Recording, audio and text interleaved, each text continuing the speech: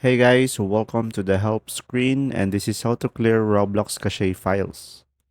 So guys, in order for you to do this, just go to the settings guys, and then from here, go to the apps. And if you cannot find apps guys, you can just go to the search icon on the settings and you can try searching apps. And then once you click on apps, guys, scroll down and try to find Roblox. And then after that, if you find the Roblox, guys, if you scroll down, you will see here storage.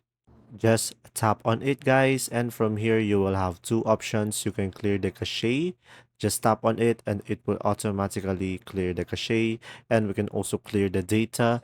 As you can see, when we clear the data, all of this application data will be deleted permanently, and this will include all the files, settings, account, and database. And just tap OK guys, and you will have here a clear Roblox application.